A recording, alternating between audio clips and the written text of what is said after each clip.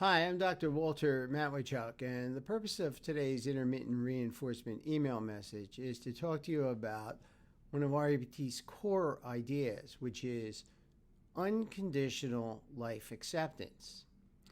Rational emotive behavior therapy encourages you to cultivate unconditional life acceptance.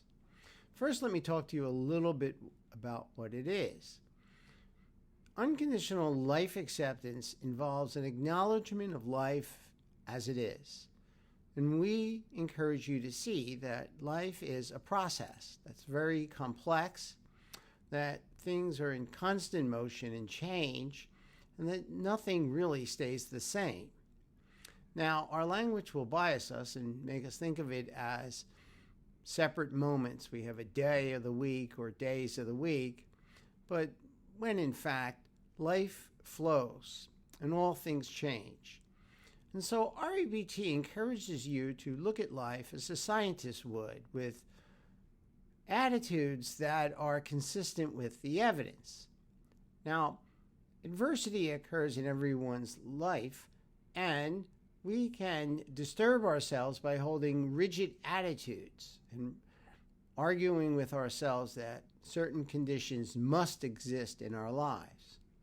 In today's intermittent reinforcement email message, I talked to you about 4 or 5 rigid attitudes involving how hard life should be, the predictability of life, the fairness or justice in life or injustice in life, attitudes regarding pain and the trade-offs that occur in life, as well as how things are in constant change. Now, people will take these ideas and hold rigid ones, that life must be easy, it must be predictable, it must be fair, it must not include pain or only so much pain, that there shouldn't be trade-offs, that there must be a perfect solution, and that the good times must not end. We in REBT encourage you to hold flexible attitudes, and these attitudes are actually consistent with evidence. So one of the questions that we always encourage you to do is to look for the evidence that either supports or refutes your particular position. In today's email, I talk about how when you look for the evidence, you will quickly see that life doesn't have to be as we want it to be.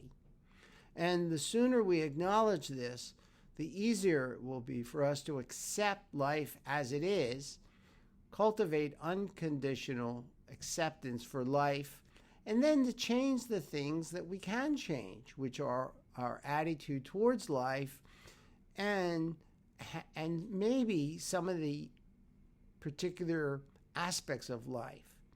However, one of the things that REBT is constantly emphasizing is realistic attitudes, because realistic attitudes are those that work in the real world. So we're very much in favor of seeing that no utopias exist and that we could make things better, perhaps, in many cases, but we can never achieve an ideal state or a state of perfection.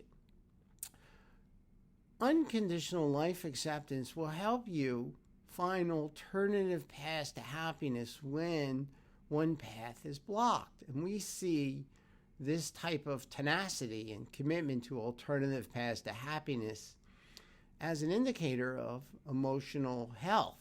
So we encourage you to have flexibility towards life and the obstacles you encounter, and then find ways to circumvent them by holding flexible attitudes, like, I really wish this particular path were available to me, but it doesn't have to be. I will accept reality as it currently is and then find ways to have some degree of happiness despite the blocks that are in front of me, the frustrating obstacles that are blocking me in the path that I wish to take. Rational emotive behavior therapy encourages 3 forms of unconditional acceptance: unconditional life acceptance, unconditional self-acceptance, and unconditional other acceptance.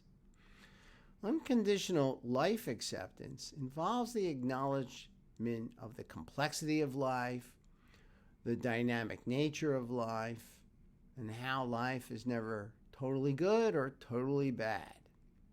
So I encourage you to read today's intermittent email message and think about how you may occasionally hold rigid attitudes that you place on the conditions of your life, and then begin to look for evidence that would support them. And I can assure you, you won't find evidence that supports a rigid attitude towards life. Life doesn't have to be fair, doesn't have to be just, doesn't have to be easy.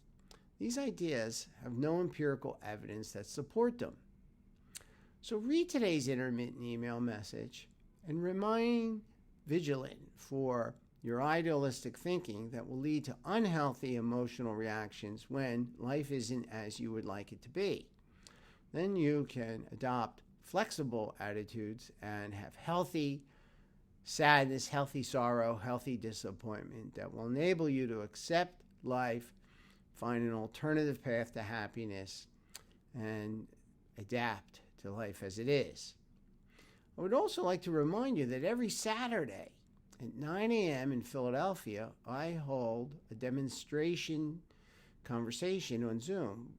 This is free to attend, and I talk to someone somewhere in the world and show them how to apply flexible thinking to a particular problem they may be having with themselves, with other people, or with life.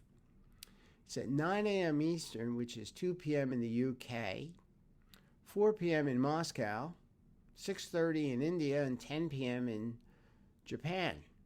We have a worldwide audience. We've been doing it for over 150 consecutive weeks.